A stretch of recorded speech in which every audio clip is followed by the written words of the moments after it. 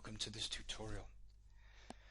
In this tutorial we'll discuss the previous periods, high, low, open and close, as well as the Fibonacci levels, both the internal and the external, retracements and extensions, and then we'll look at the linear regression as well. To enable this functionality, you simply go to the settings for the indicator. If you scroll down, you'll see groups of sections called enable previous and then something.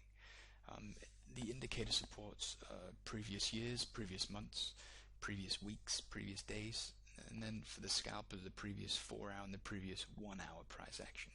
So you can really kind of go down to the very kind of rapid moving 1 minute chart and look at these levels and how price reacts to these levels, and use them for scalping opportunities should they be qualified. But we can, for the sake of example, we can enable the previous week levels.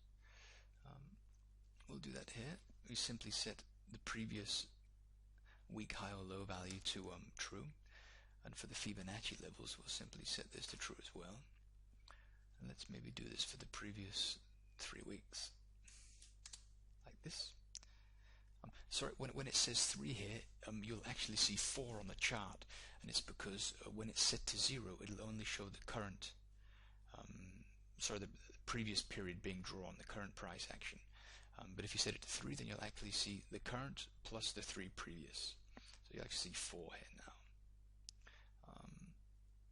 Yes, we have 1, 2, 3, 4. So this is the current, and here we have the 3 previous. Sorry. Yes, as you can see here, if we have a look at what these mean, here we have the previous week high. Ultimately, it's the high, which is this bar here, which is transferred into the current week's price action. And here we have the low, which comes from this spike low here, and it's again just written to the price action from the current in the current week. Then we have the levels, the Fibonacci, the internal retracements drawn on the current week as well. And here we have the previous week external retracements. Here we have the 127%, and here we have the 162%. And if you, as with all levels in this indicator, if you're uncertain of what the level is, you can simply hold the mouse over it like so, and it'll create this little kind of a shadow box that'll tell you exactly what it is, and it'll normally provide you with the level at which the line is drawn.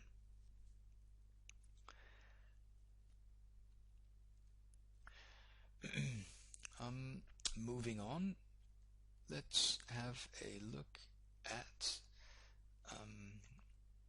some linear regression. So if we enable this, what color is linear regression? It's going to be orange as well, black rather. So if we go like this, we can see how price kind of creates this these sloping kind of forks, pitch forks. And what they can be used for is ultimately the middle line is the median, and price will normally kind of rotate around this. I suppose you can call it kind of an axis, a price axis. And price, when it comes out to the edge, it'll push the bottom line lower, while at the same time it'll push the upper line higher. And this will define overextended areas at which price will probably turn around if it comes to us. So as if you see here, when price came here, it kind of pushed the upper bar higher, and when price reached the upper bar or came close to it, then it kind of pulled back into the range, as this was a sign that price was overextended. This combined with the fact that it reached the 127 extension kind of would lead one to believe that things might be kind of running out of steam here, especially when you have like a very big price imbalance move like this. We can expect price to move back in to this price imbalance to again create a fair price for this currency pair.